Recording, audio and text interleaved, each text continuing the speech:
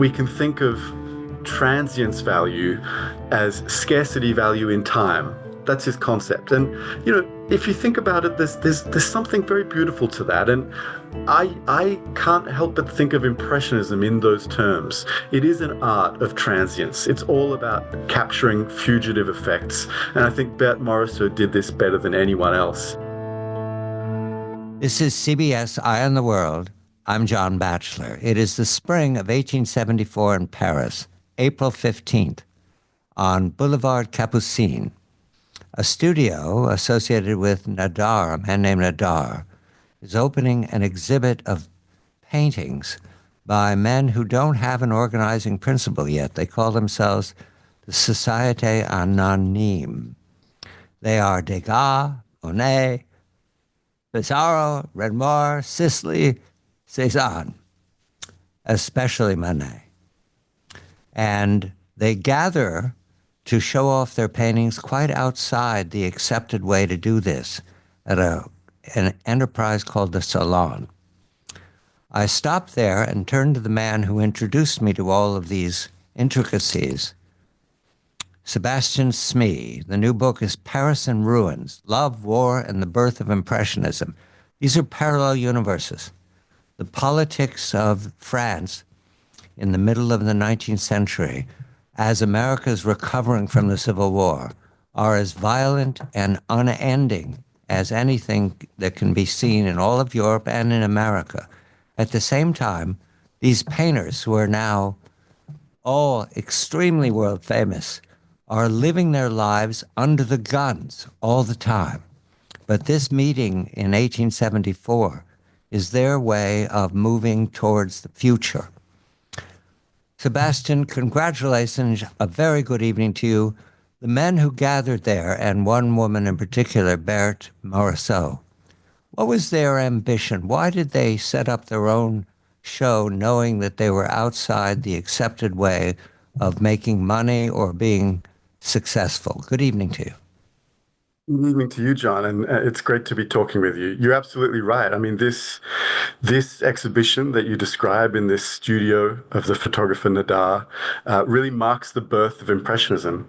And you're also right that they were in reaction to another really big exhibition called the Salon. And they had grown completely fed up with that Salon. The Salon was the place where you had to make it as an artist if you wanted to have a career. And that had been the case not just for decades, but for centuries. So a lot of these artists that you mentioned, who, as we know, are now world famous and their works sell for enormous prices at auctions and you see them in all the museums, they had been rejected again and again by the Salon. The Salon was very hierarchical. You had to if you wanted to make a big splash, you would paint on a vast scale and you would paint a kind of history painting. Often the subject would be ancient mythology or religious subject matter. You might do a portrait, you might do landscape, but those were lower down on the rungs of the hierarchy. And these artists that you mentioned had grown fed up with this kind of hierarchy. They wanted to paint contemporary life as they saw all around them. They wanted to paint the fresh landscape that they saw as they walked around on the outskirts of Paris, rather than a kind of made-up landscape. So they were in revolt. They were, they had been rejected one too many times, and so they wanted to set up an alternative exhibition. And that happened, as you say, in 1874, and it was really the first revolutionary moment in what sort of came to be known as modern art. It was the first avant-garde move, if you like. Impressionism. It doesn't exist on April 15th, but it's about to get its name from critics who arrive. And Sebastian is an art critic, so he can help me understand how critics try to frame their reaction to a painting or a sculpture or a drawing. What I understand is that this name comes not necessarily flatteringly, but suggestive of the fact one painting in particular, Monet's Sunrise, it's labeled Impression Sunrise. Was that the departure point, that word sitting there with Monet? And Who was Monet? We better attend to the man who painted sunrise. It was that was exactly what gave Impressionism its name, and you're right, it was an insult by a critic, of course. I mean, we critics are always getting things wrong, but yes, it was a painting by Monet, who over the previous few years, let's say around a decade, but especially the previous 5 years, had been loosening up his way of painting more and more. You know, he was aware of artists like Turner, the British painter of seascapes and landscapes, who also loved to paint, you know, vaporous fog and weather effects in loose brushstrokes. So there were precedents for people like Monet, but he really took it further than anyone else. And at first, he didn't know what he was doing. You know, he felt that the things he was painting probably didn't deserve to be exhibited publicly. They were just sort of sketches, or you know, there's a French word, pochades, sort of sketchy studies of nature that weren't necessarily intended to be shown in public. If you wanted to display paintings in public at a place like the Salon, you know, it needed to conform to a whole tradition of painting, all the conventions of basing it on careful drawing, picturesque views, very careful compositions. And what Monet was doing, and some of these other artists working in league with him, was really the antithesis of that. These pictures seemed to have no structure, you know, and no deeper meaning. They didn't conform to all those conventions, and that's what the critics found unconscionable. And so this critic who came along to that first Impressionist exhibition wrote a kind of parody of this work, as if to say that, you know, this guy must be joking. You know, you can't seriously exhibit something like this and expect it to be taken seriously. And so he sort of made a joke about Impressionism, and the term stuck. And we're living with it now. And these artists are some of the most celebrated in the world, as I said earlier. One man is not present, even though he's a friend of all the men evidencing their work during this exhibit. There's 200 people the first day. There's 100 every day after that. Meanwhile, there are tens of thousands going to the salon to see. Even though photography exists at this point, the painters are dominant in telling the story of the times. And the man who is not there is named Edward Manet. Why he's not there is part of his personality. I don't want to summarize it, Sebastian, because you say it very well. Why did Manet, who's been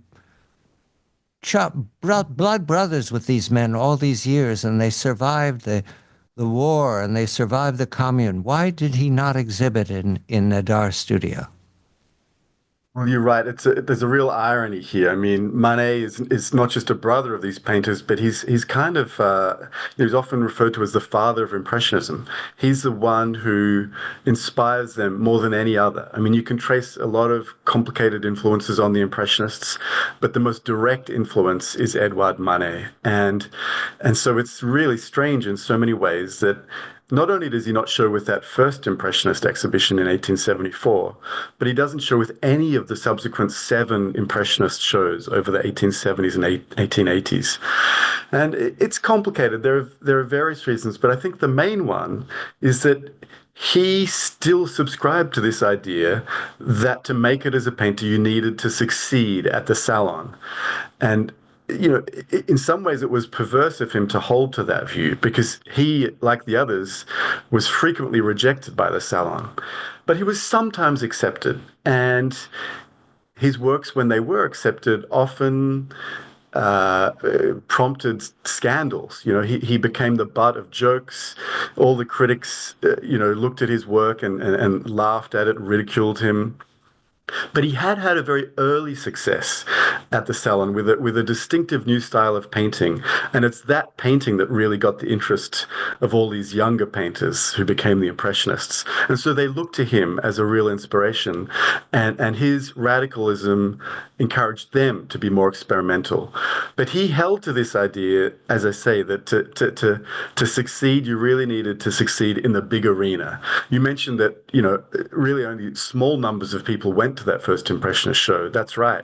And Manet sort of felt, well, why would you do that? Why would you put yourself off in a silo like that if you could make a big splash at the salon? And so he decided to keep doing that. But in the meantime, these impressionist shows kept happening every year or 2 years, and they got more and more attention, and they became more and more influential. We're going to get into the time machine now and go from 1874 back to 1869, 5 years before. And we're going to meet a young woman who is in love with Edward Manet. And I believe it's fair to say Edward Manet is in love with her. Her name is Berthe Morisot. The book is Paris in Ruins, Love, War, and the Birth of Impressionism. Sebastian Smee is the author. This is parallel universes. There's the violence of the War of 1870, the Franco-Prussian War, Bismarck, von Moltke, Napoleon III, famous geopolitical catastrophes of the 19th century. And there are the Impressionists who float above all of this now here in the 21st century, but at the time were alive to the depredations and the violence, and the war touched them all. But before the war, there was the Salon or the Louvre, two places that men and women could meet without scandal, especially if they were haute cuisine, haute bourgeois.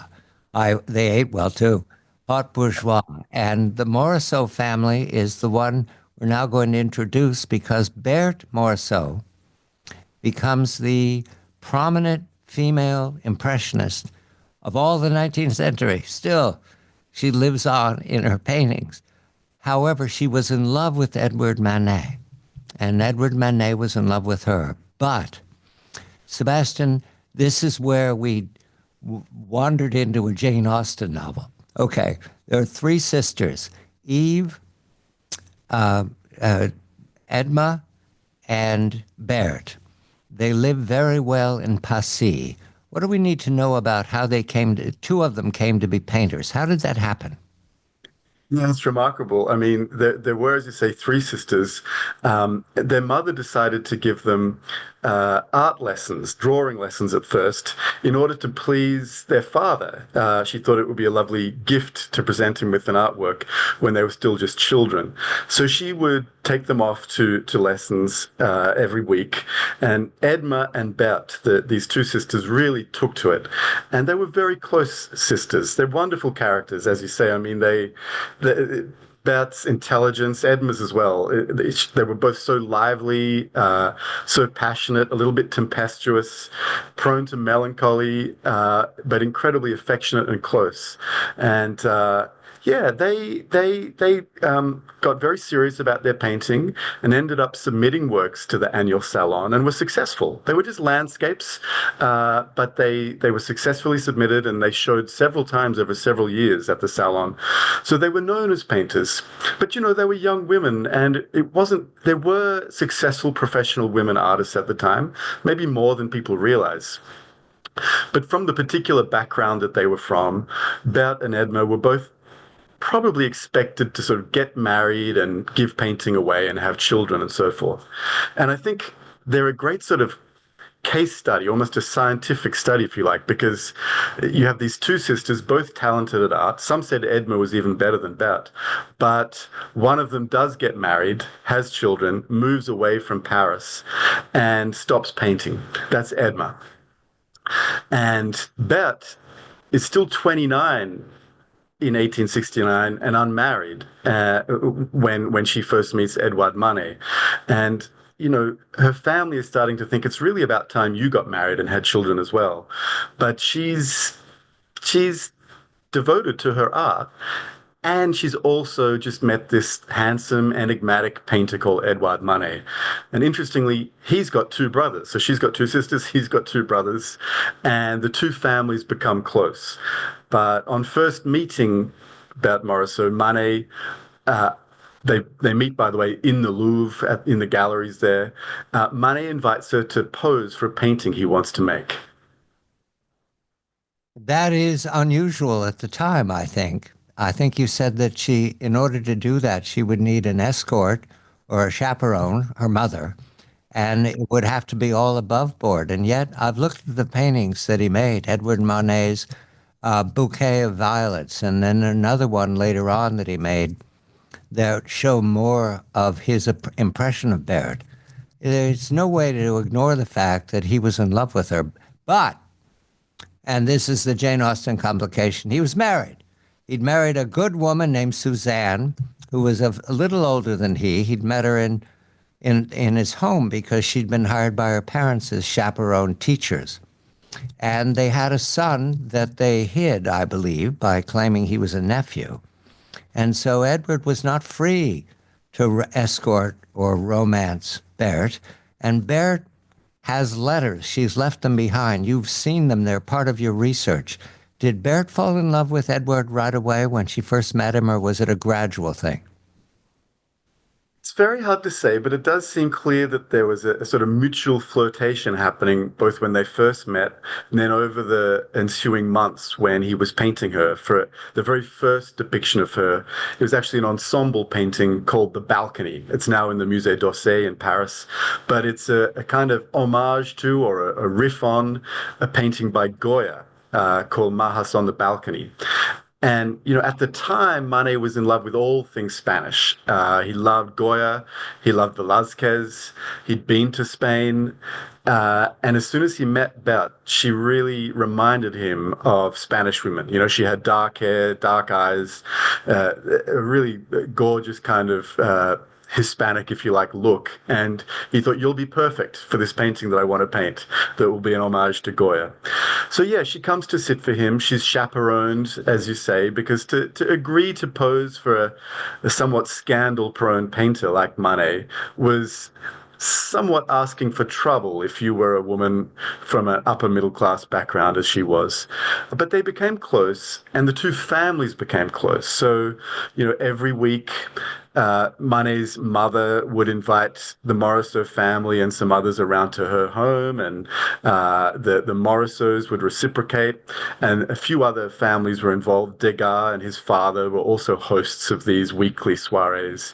So it becomes a very intimate sort of atmosphere. As you say, Manet is married, though, and that's a problem. There's always been a question about whether that marriage to Suzanne, who was, as you say, a little older and also a Dutch woman, very gifted piano player. The question has been whether that was a sort of hasty, cobbled together marriage, perhaps because she got pregnant, or whether there was a sincere affection there. And I think there was a bit of both, but it Yes. certainly was an impediment to Berthe marrying Manet. That couldn't happen. We need to learn more about Edward Manet because he drives not only the group of men who are exhibiting in 1874, but Berthe, the genius of Berthe, is driven by her association with Manet. The book is Paris in Ruins, Sebastian Smee. Our hero and heroine, Edward Manet, the Impressionist painter, Berthe Morisot, the Impressionist painter. However, they have childhoods that are influential. We've talked about Berthe, a painter, because her mother gave her lessons, and she's very good at it, and she paints things around her, including her sister. But Edward, where did painting come from with Edward? Well, he's supposed to be at sea. He's supposed to be a lieutenant by now. That didn't work out, and why not? But there was a year in which he was going to give one more chance to pass the examination to get into the Navy, and he sailed to Rio in 1848. A romantic voyage, except for what was going on back home. Sebastian, the year of 1848 is the rising against monarchies and empires that fails. What did Edward take from that on his voyage out of the crisis, but reading about it in Rio? What did he see in Rio? What did he think when he came back of what was emerging, which was a momentary republic and then another monarchy, Napoleon III? What were his thoughts? Well, the key thing to understand about Manet, apart from his radicalism as a painter, is that he was a passionate Republican, small R Republican. He was anti-autocratic. And yeah, that is rooted in his experiences as a young man. He witnessed this uprising, as you say, against authoritarianism and against monarchies around Europe of 1848. He was the son of well-off, a well-established family. His father was a judge, and they owned property, they had plenty of money. So in some ways, it's surprising that his politics weren't conservative, but he did experience as a young man not only all of the tumult of 1848, which he found inspiring, but also the coup of 1850-51, when Napoleon III breaks down this sort of Republican revolution and seizes power and reintroduces authoritarianism to France. Now, that deeply upset Manet. He was just passionate about democracy. He really wanted France to be a democratic republic, and he'd had this experience, as you say, where his parents wanted him to get into the law. He preferred art, but he went along with their arrangement, which was to go on this, to get into law via the Navy. That was the idea, and to do that, you had to take this trip across the Atlantic. And he did that. He went to Rio. He witnessed slavery at first hand, and it disgusted him. And that added to his passionate politics. And when he got back and saw Napoleon III seize power, he really loathed that whole thing. And Napoleon III was in power for the next 2 decades. And throughout that period, as he established himself as a painter, Manet became more and more, if you like, active. He became a kind of activist. There are many paintings that he made which are explicit protests against the policies of Napoleon III. And there is a democratic sort of impulse through all his work, and that's something that influenced all the other Impressionists. There's no question about it. There's a scene that Sebastian gives us with Berthe, who cannot go out at night and join in the revelry of being young in Paris. From her balcony, looks out across the city, and she knows in that direction is a cafe where Edward and its pals all gather to be smart and young and excited, but they're excited Republicans. I did not write down the name of the cafe, Sebastian. Can you help? It's the Café Gerbois. Gerbois. And they talk revolution, but not violent revolution. They talk republic. One of the people whom comes to the soirees, the salons, either at the Morisots, at the Manets, is a man named Léon Gambetta. Who is he, Sebastian? Yeah, he becomes a friend of Manet, Léon Gambetta, he's sort of the leading Republican of that time. And, he and Manet used to meet up at some of the cafes, not just the Gerbois, but around Paris, and discuss politics. Gambetta is still a young man, but he makes his reputation as a lawyer, delivering fiery speeches against Napoleon III. And he becomes a key figure in the book because he's a sort of a beacon, if you like, to all the other Republicans. But there is this tension in the politics of the moment because it's split in all these different directions. You have people who support Napoleon III, who's in power. Then you have people who would rather France return to being a monarchy, and either an absolute monarchy or a constitutional monarchy along the lines of the English model. And then you have the Republicans, but even they split into 2 groups. There's the moderate Republicans, and then there's the radical Republicans. And Gambetta is pretty much a moderate Republican. But a lot of Paris is quite radical, and they want a more radical system of government, and they want it to happen faster, and they're prepared to be violent to get their ends. So these are the kinds of forces that Gambetta had to juggle, and I think he probably discussed all these things with Manet when they met up. I know we're supposed to be talking about Impressionism, but it's impossible to avoid the politics of the moment because it's not outside of the Impressionists. They understand themselves to be revolutionary painters challenging the established order. You see how easy it is to move from geopolitics to painting and back to geopolitics. So there's another man, I believe, who attends some of these salons, some of these gatherings. Thiers, is that right? He's at. They all meet each other at the houses as well. Right, he's a friend of the Morisots, and I gather I haven't been able to get paper evidence of this, but certainly in the biography of Berthe Morisot, it says that he was actually a witness at the marriages of two of her sisters. At any rate, he's close to the Morisots, and he shares their politics, which is not republicanism, but a kind of, that he favors the constitutional monarchy model. He's not an absolute monarchist, but he really admires the way the English system works, and he would like that to be established in France. So, at first, Adolphe Thiers and Gambetta, the Republican, one of them being a friend of the Manets and the other a friend of the Morisots, are at odds, and they both have a different idea for how France should be. But there's an irony, which is that they end up being the two who guide France towards being a republic. But that's 10 years later on. But it is just important to note, as you say, that the politics are intertwined with these artists. And I think, we look at Impressionism today, and we think there's surely nothing political about these paintings of landscapes and flowers and so on. But in fact, all of the Republicans, or all of the Impressionists, I beg your pardon, were Republicans. They were written about in Republican journals. They were written up by Republican critics. And there is a clear link. And people who first saw their work associated them with the radicals who were against the government of Napoleon III and even of Thiers, who became president after the events we're about to discuss.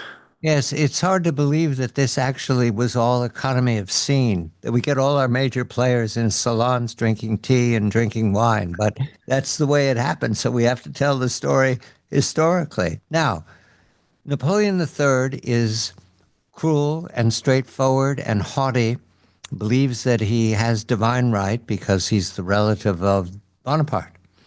And he launches into a confrontation with the then nascent German duchies, the spread out parts of Germany that hadn't cohered yet.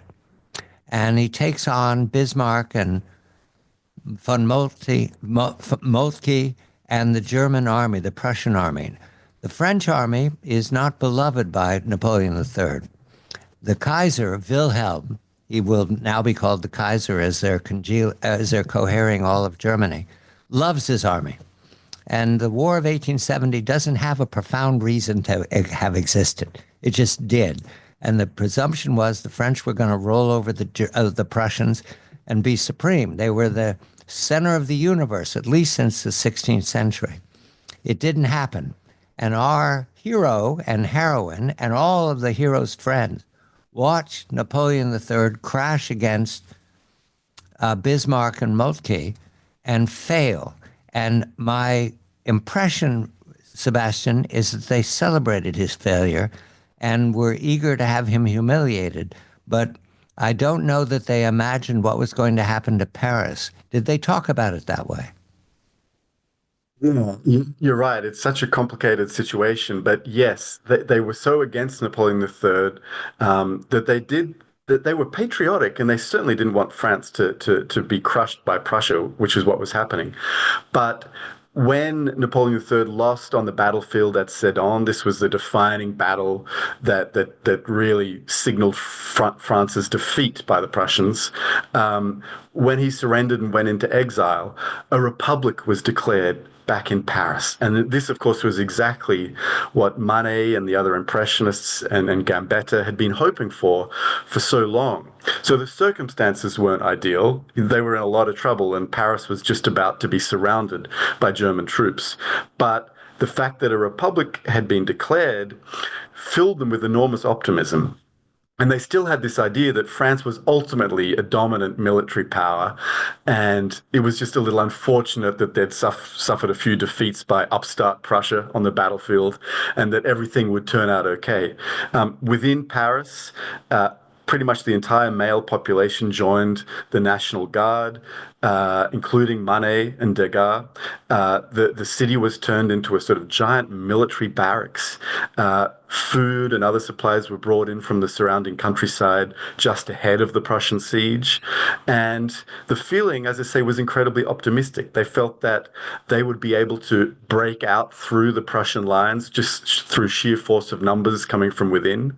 And they hoped that the the the French army that had sort of was in disarray, having been defeated on the battlefield, would reconstitute in the country and come back and beat the Prussian siege lines from without. So there'd be a sort of dual attack that just needed to be coordinated, and in this way, the Germans would be defeated. But of course, that's not what happened.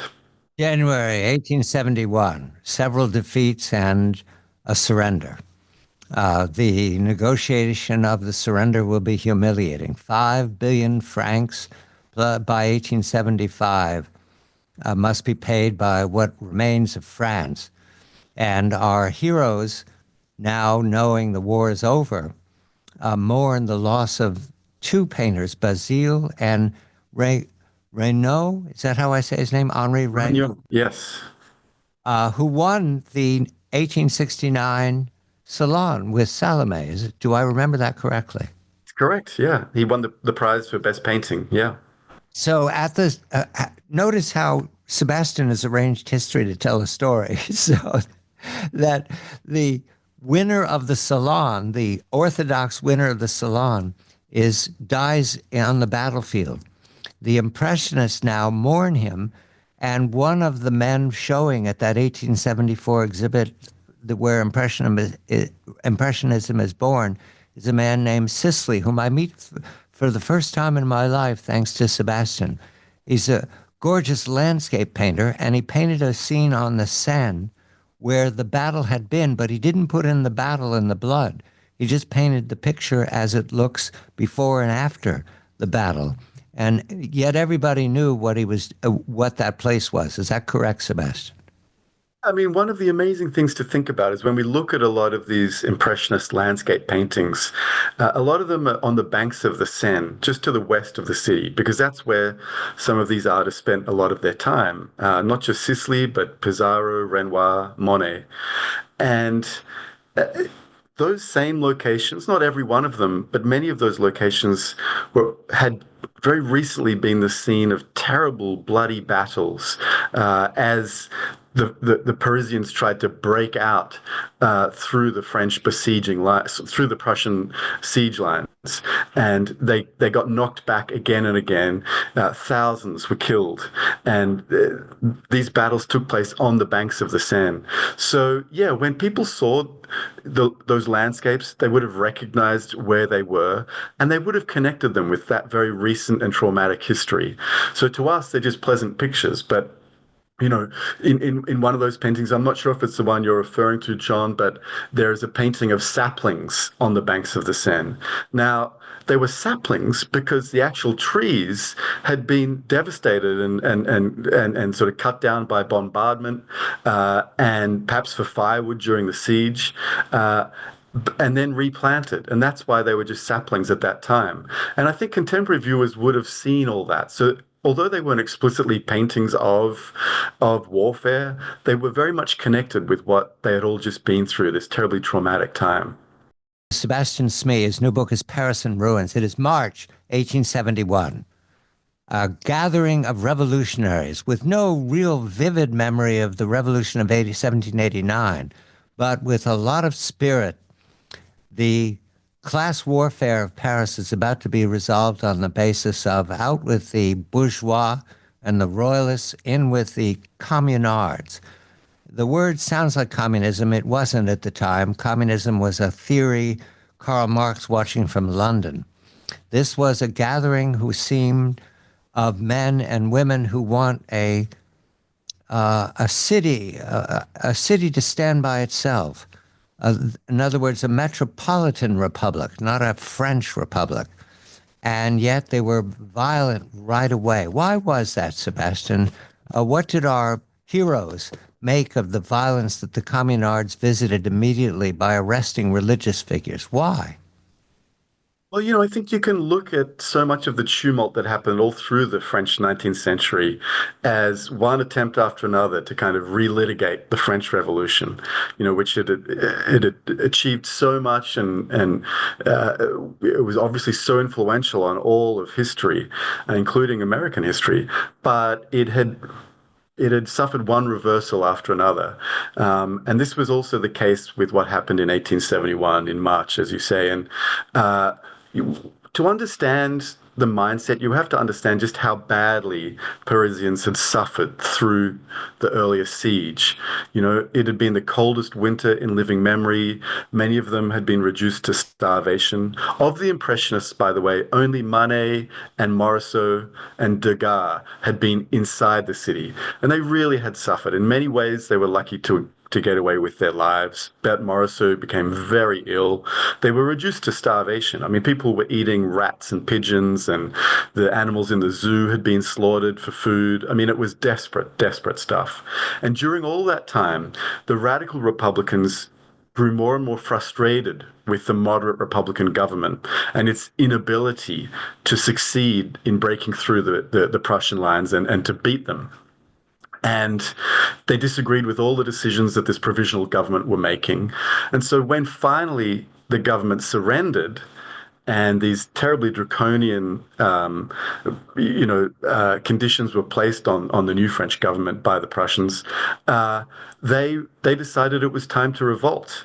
And they bided their time for a little while, and then finally they did revolt. They seized the cannons, and there was a sort of incredible day within Paris of confusion and chaos, and it ended in the withdrawal of the French government forces. They withdrew to Versailles, just on the outskirts of the city, and a radical new government was established within Paris. And as you say, it was called the Commune. They were keen to democratize society for sure, but they were in some ways more sort of libertarian than communist. They were all about local government. That's what the word commune really refers to: localized government. They wanted to control their own fate, if you like. But we would describe them as progressive or left wing, but they didn't want too much centralized control. In any case, they then found themselves besieged in the same way that the city had been besieged before by the Germans. It was now besieged by the French government forces. They weren't strong enough at first to sort of come back into Paris and squash this revolt, but they gathered their forces under the direction of Adolphe Thiers, the friend of the Morisots, and eventually they came back into Paris. Yes, now we go to May of 1871. Bloody Week. The book is Paris in Ruins. Sebastian Smee is the author. Highly recommended for those of you who had a 20th century education that left out French Impressionism, because it's all tangled up in the politics of the 19th century. And communism, Karl Marx is asked to observe the commune that takes place in Paris, March through May of 1871. And Karl Marx is influential in the 20th and 21st century, to make an understatement. So what we're about to talk about is how our heroes and heroines experienced the commune of those months, and especially Bloody Week. Sebastian, Bloody Week is in May of 1871. As you say, Thiers is commanding the French Republic army in Versailles. The Prussians are still present. They haven't left. And inside Paris is the commune with different leaders. There's a military leader. There are leaders for feeding people. There are leaders for inspiring people. And what I want to rush to is what happens there is worse than anarchy. It looks like self-destruction. How does it break out? Why does it all of a sudden everyone turns on everyone else, all against all? Well, it had started out, as I said, with a lot of idealism, and they were issuing one edict after another that were, many of them aimed at alleviating the sufferings of people within Paris that had suffered so much through the siege. But they had no clear leader, and of course, just the whole thing couldn't stand, really, could it? You couldn't have Paris basically seceding from the rest of France. It was never going to last. You could look at it that way. Certainly I do. And so after the French government forces had time to reconstitute themselves and strengthen, they decided the time was ripe to finally come back into Paris and defeat the Communards. Now, that was easier said than done. It took a whole week.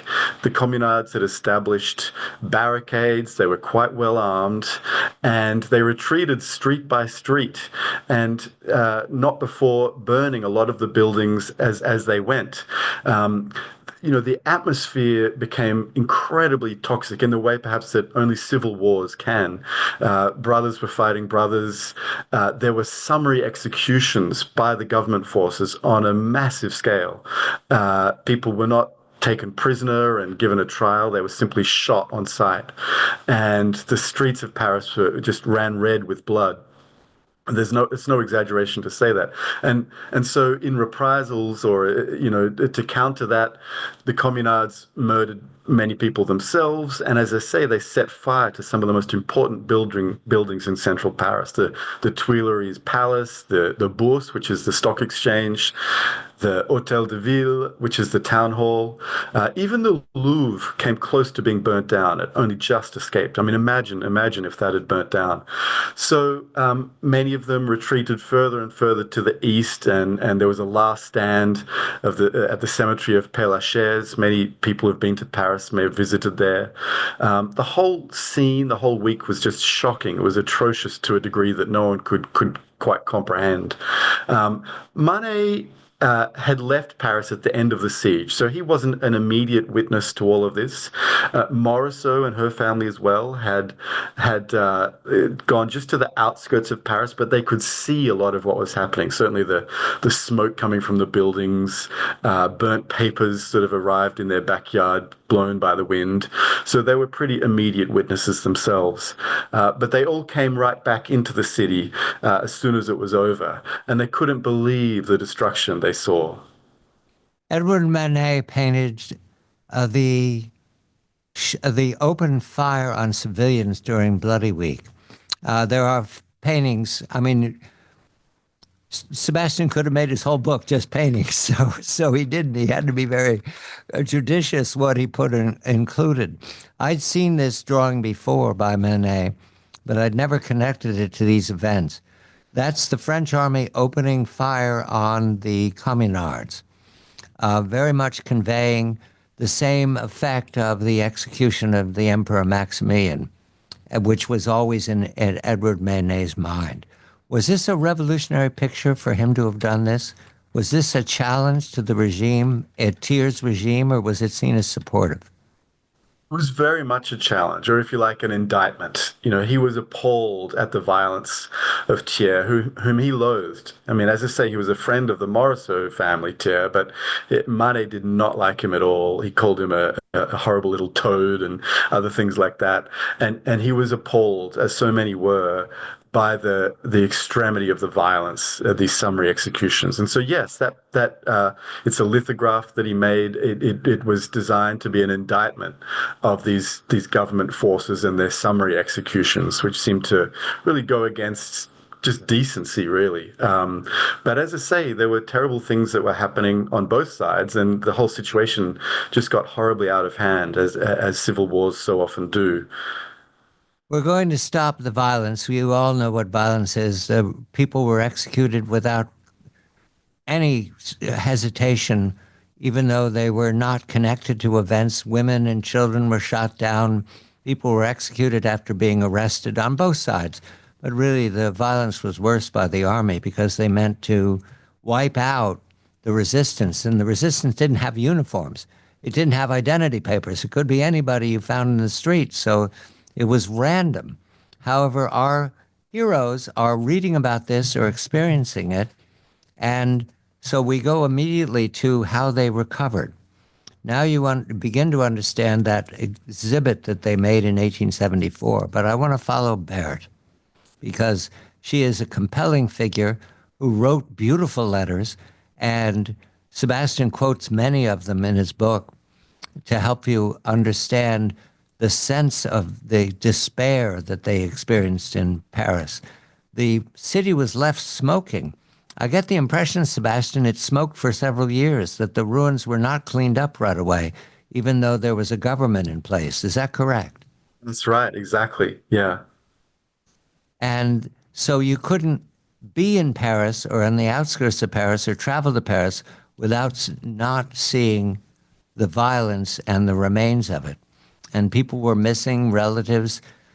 Who was it? Was there a class distinction made between who was executed and who was not? Were the bourgeois also executed, or had they all fled the city?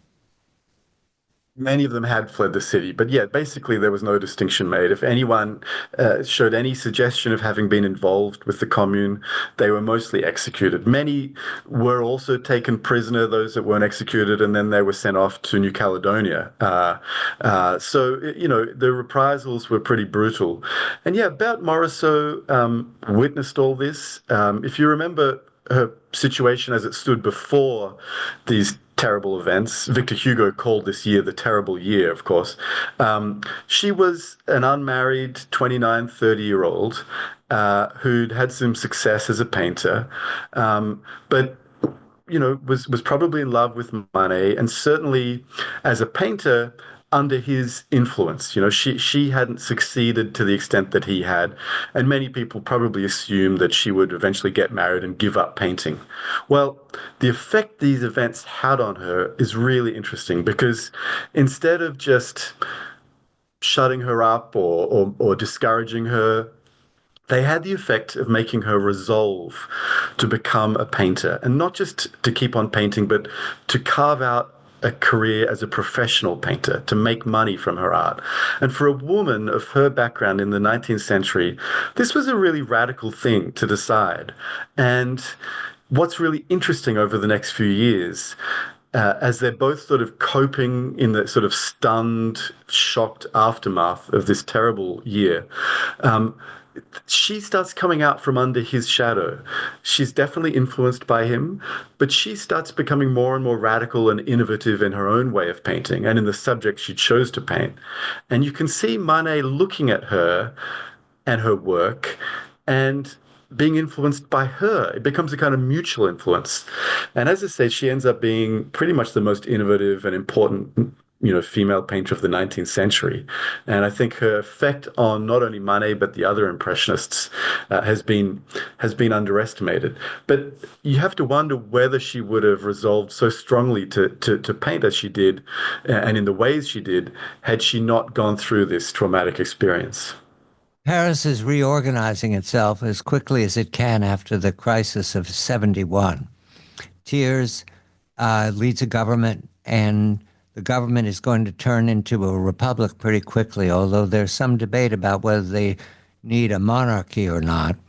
And there's a lot of politics that don't really touch us again. The politics are going to stay out of what is developing, which Sebastian identifies as how the Impressionists, who haven't been called Impressionists yet, paint, how different it is, and how the critics are reluctant but eventually come along with language that describes what Berthe does, what Monet does, what Monet does, what Renoir does. Art critic and author Sebastian Smee, his new book is Paris in Ruins, Love, War, and the Birth of Impressionism. Plein air painting. At first it seemed ordinary to say it that way. Why not go outside and look? But that was a turning of the page. That wasn't how it was supposed to be done. You were in a studio. Maybe you worried about the sunlight coming through from the north, but you didn't deal with the moving sun all day long or the shades of colors that came from the sunlight. That's the breakthrough, I understand. Do I have that right, Sebastian? Light. Yeah, absolutely. And it's to do with painting outside in front of the subject. And we sort of think, well, what's radical about that? But in fact, it was radical. I mean, the truth is that painters had started doing this about 80 years earlier, the end of the 18th century, but they hadn't considered anything they did in that way exhibitable. It shouldn't be it shouldn't be shown in exhibitions or sold or anything like that. It was just done to study nature. And then you would go back to the studio and work up a serious canvas and present it to the salon, you know. So that was the way it was for a long time. And then it was the Impressionists who first said, no, no, we are really interested in these effects of light. We want to liberate color. We're not so interested in carefully worked up compositions with allegorical meanings and all sorts of ideological rhetoric. We just want to paint what we see in front of us with freshness, with directness, and with sincerity. You know, this word sincerity was a key word for the Impressionists. And so that's what they did. And, you know, it's easy for us, I think, when we go to museums today and we look at the galleries filled with Monets and Sisleys and Pizarros, to forget just how radical it was to paint in this way, out in the open air, without underdrawing, without structure, and just to try to reproduce fleeting effects of light and color. Berthe again, because she's such a compelling character. Berthe does one thing, however, that makes her work completely different than her colleagues. She paints women at home doing straightforward, ordinary things, and she paints it quickly. I get the impression she makes a few strokes. She doesn't elaborate on the canvas. And these canvases have the feeling of, well, I think one way you put it, Sebastian, is the impression that you get from being in the presence of such a thing. The painter is supposed to convey what it felt like, or what the painter experienced while painting the scene. And I take it that's the same for Berthe when she paints her sisters or her friends. It's exactly right, Sean, and it's connected to this word I used before, sincerity. You know, this idea of being honest and forthright about what was in front of you. And yes, Berthe's one of her main innovations was to move away from landscape. She didn't stop that altogether, but to really focus on the home, the domestic setting, not just inside, but gardens as well, and these in between spaces. She was very interested, in fact, in sort of threshold spaces, and I think threshold states. You know, she would paint adolescent girls, for instance. I think because she was fascinated about what it meant to be on the cusp of adulthood, and she was incredibly conscious of the fact that things were always changing. She was a real poet, if you like, of fugitive effects. And this becomes evident when you look at her style. I mean, she was in many ways more radical than any of the other Impressionists in the way she loosened up her brushstrokes. She often left large parts of the canvas bare, you know, because she wanted to give you that feeling of something quickly caught, as if on the fly, glimpsed. And that spoke to her sense, I think, of the fragility and the transience of life. And that, I must assume, comes out of, you know, the trauma she experienced. Her whole world had been turned upside down, and she was incredibly acutely aware of how the rug can just be pulled out from under you at any time. You remind me to make the point that I observed in the photos, the pictures you include in your book and also reference. There's very little to accompany Manet's drawing of the execution of Communards. And they did not, as a group, spend time recreating Bloody Week or the Communards or the Siege of Paris. Did they talk about avoiding it, or was it just not, it would have been enormously commercially popular eventually. Why did they not include some of those scenes?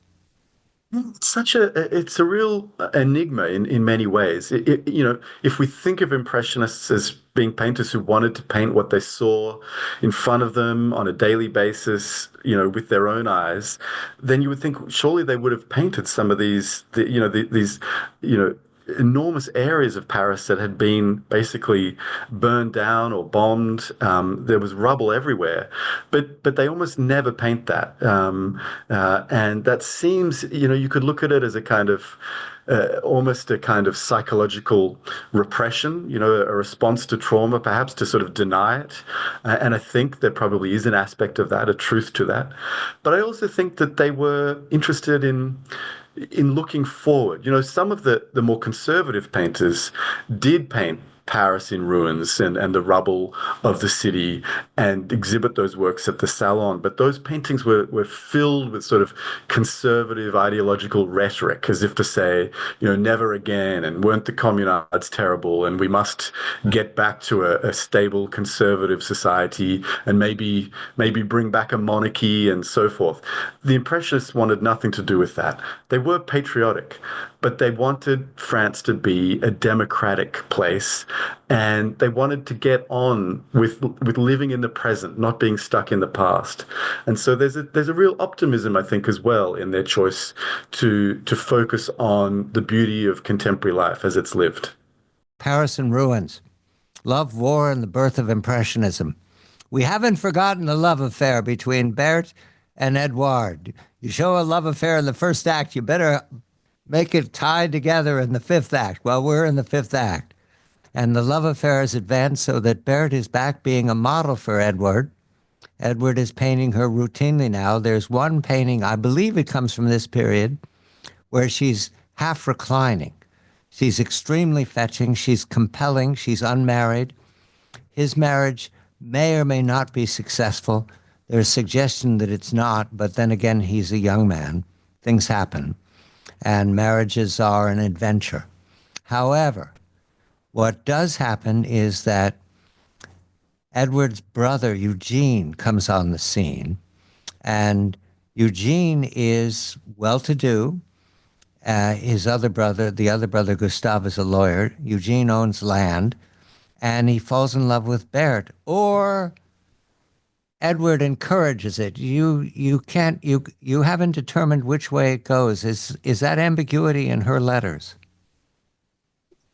It's really interesting. I mean, I'll go back just slightly and go back to the period you describe of Manet painting Morisot. So in the wake of this terrible year, from 1870, let's say 72, up until that first Impressionist exhibition, Manet paints her several times. In fact, quite a few times. And in some ways, I think of this series of paintings as one of the greatest records of intimacy in the history of art. I mean, these paintings are just stunning. And, she's usually wearing black because she was in mourning. Her father had just died.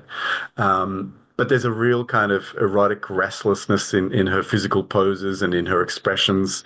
There's a playfulness as well. Sometimes she's holding up a mask or a fan.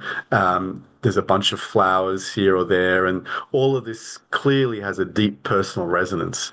But yes, you're right. The problem is that he's already married, and there's nothing possible there.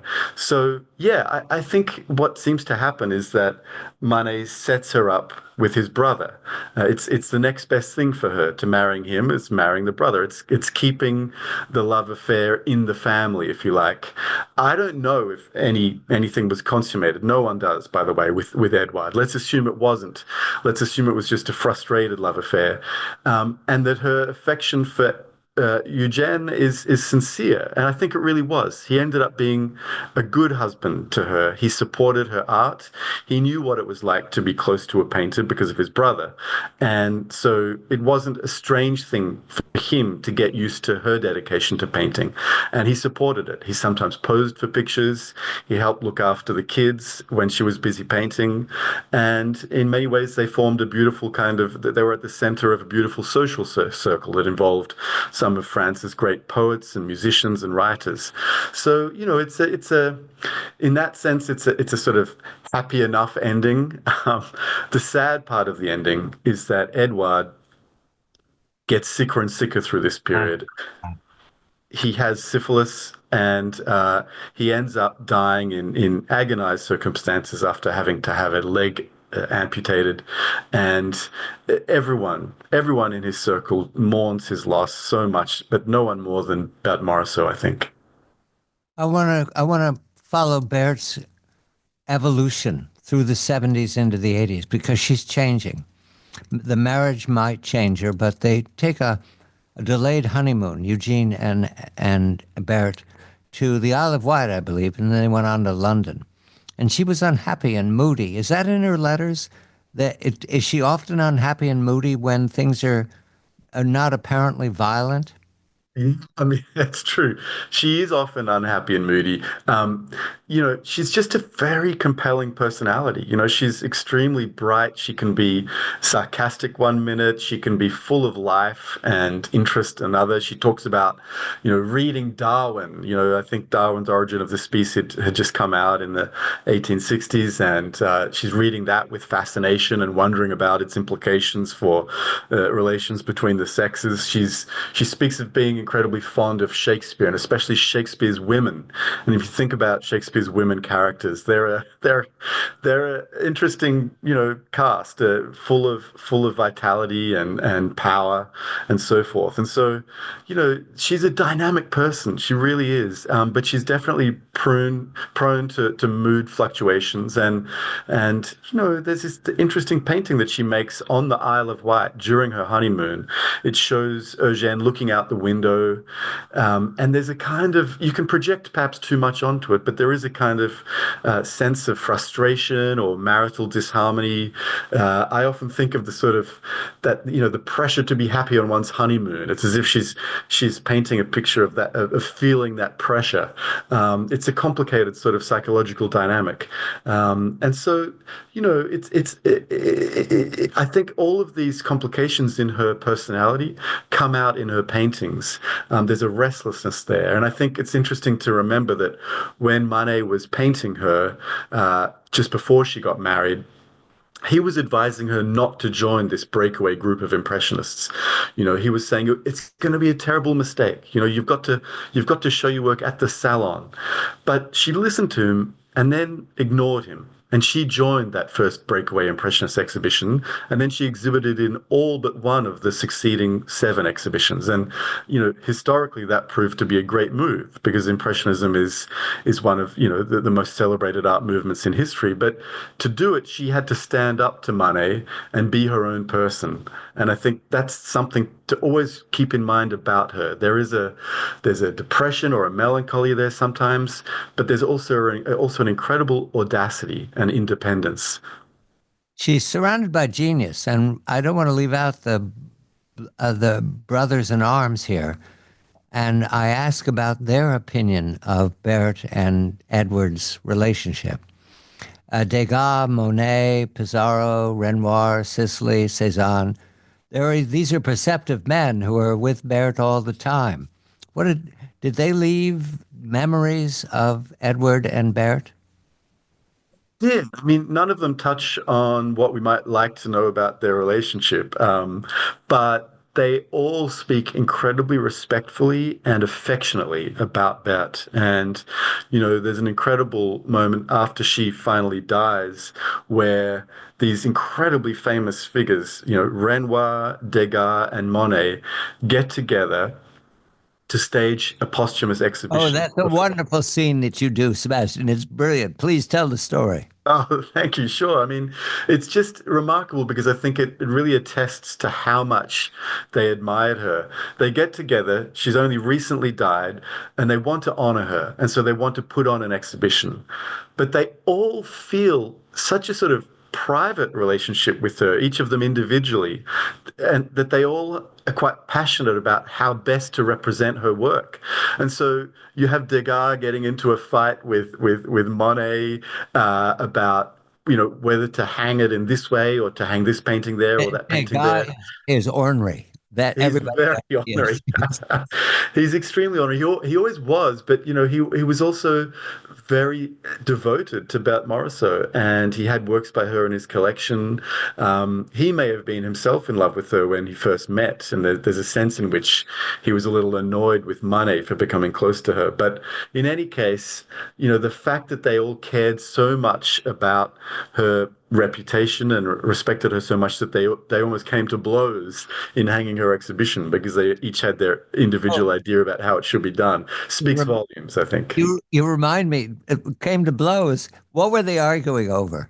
They were arguing over whether they were going to put a screen in the middle of the exhibit for her drawings while the paintings were on the wall. And Degas' opinion was, no, you can't do that because it doesn't allow you to get far enough back from the paintings to get their full experience. And the other two start saying, "What nonsense that is. We're going to do it." And they go back and forth and there are tears and yelling and Degas is going to storm out. So they settle down. What if we put a couch in the middle, a sofa to sit on? And he says, I think that's when he says, I would stand 13 hours on my feet to watch her work, something like that. And it, Yeah, yeah, it's hilarious. It's typically French, perhaps you could say, but it's also the sign of passionate artists, who cared about the display of art, but also people who are passionate about Berthe Morisot. And so, it's sad in many ways. It's for many decades in the 20th century, she was overlooked. The fact that she painted domestic interiors was often, used by male critics to say, oh, she's just a sort of feminine painter and she paints unserious feminine subject matter. I mean, I think that's just a terrible misrepresentation, and it doesn't reflect how her peers saw her. I mean, they saw her and what she was doing as incredibly innovative and audacious and artistically brilliant. So, it's really good, I think, that in the last decade or two, people are seeing again just how important Berthe Morisot was and what an effect that she had on some of these other painters who are better known. Julie, the daughter, a perfect representation of Berthe. And Julie is with her mother at the end. Her mother comes to nurse Julie through an illness, and Julie's with her mother at the end, and her mother rallies herself the last night of her life. I'm following Sebastian's reporting to assign paintings to different ones of her friends. And Julie is a miracle that emerges from the Eugene and Berthe marriage. Eugene has died several years before. And so Julie lives on with the memory of her mother and the friends around her. I think, is it Renoir that one of them lives well into the 20th century. Yeah, Renoir does. And you're quite right to say that she's lost because even though I have a cursory education in Impressionism, I never heard her name before. And now you reassure me that that might be commonplace.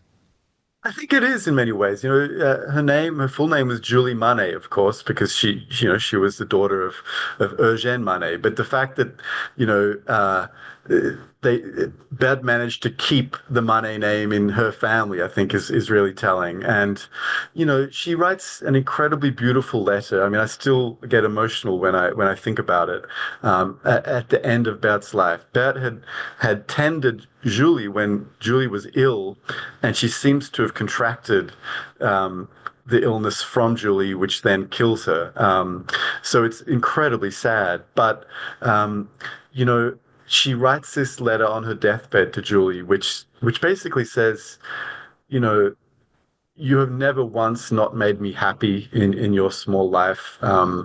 It says all the things perhaps that you might expect a mother to say to a child when she knows she's dying, but in such tender, simple, and sincere terms that it really brings a tear to your eye. But yes, Julie then goes on to sort of tend the flame of the Manet and Morisot legacies. And there've been recently there was a whole exhibition and a book devoted to her. She is an important figure. She was painted many times by Berthe Morisot, so there are pictures of her all through the world's museums. And also Manet painted her as an infant, Edouard Manet, before he died.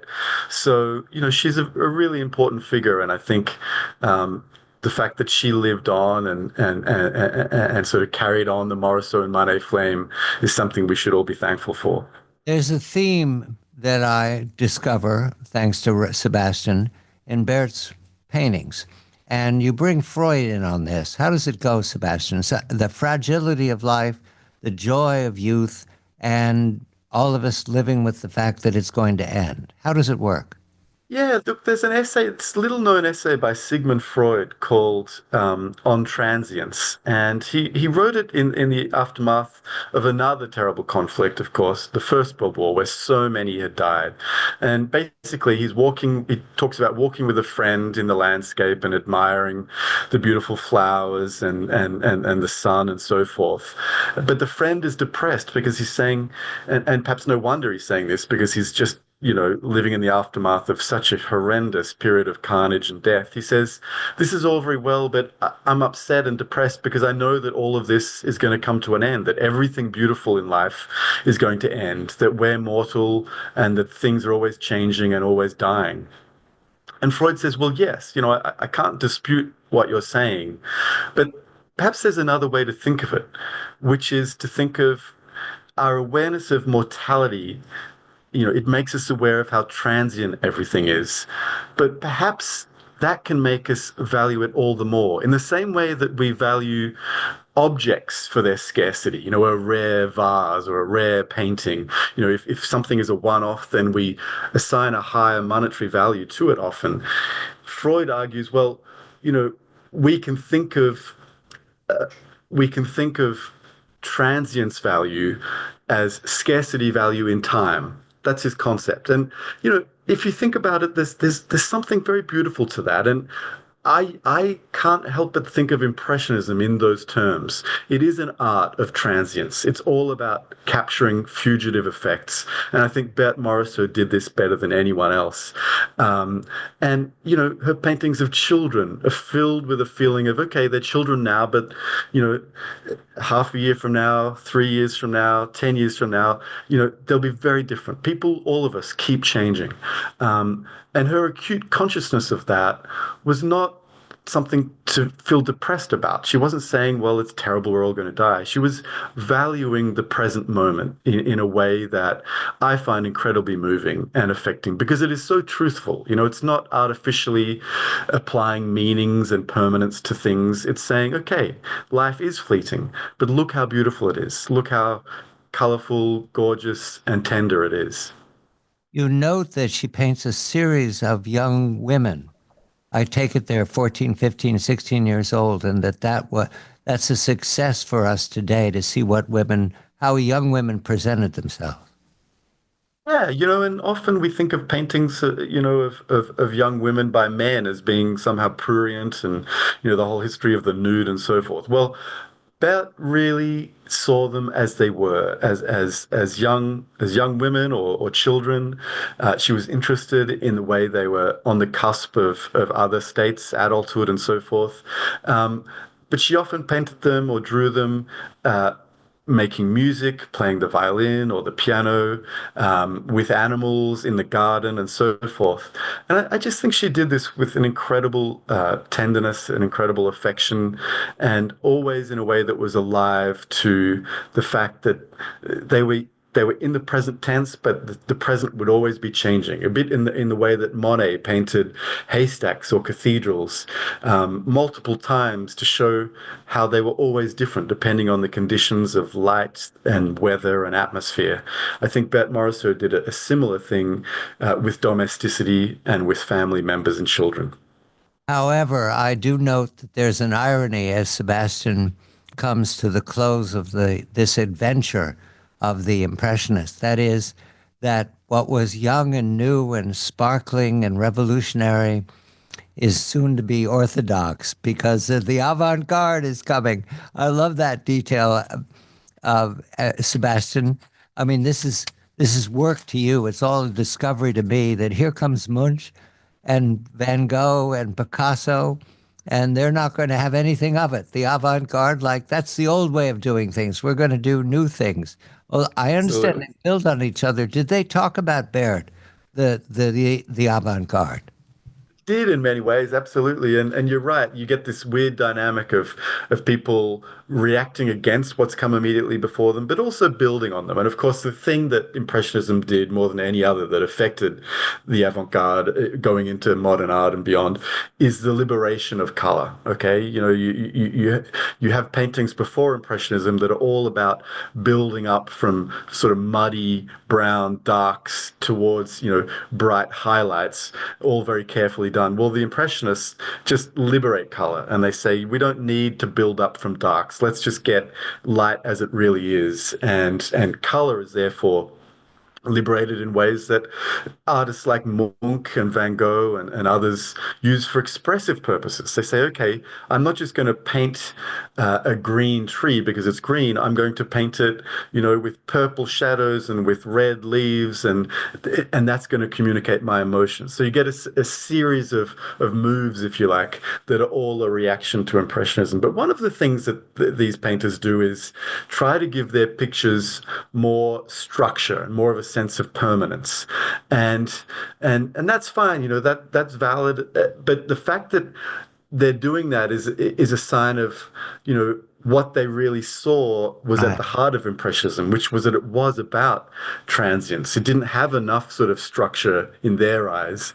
It was too ephemeral, and it didn't look right to hang this in museums or expect this kind of art to last for centuries.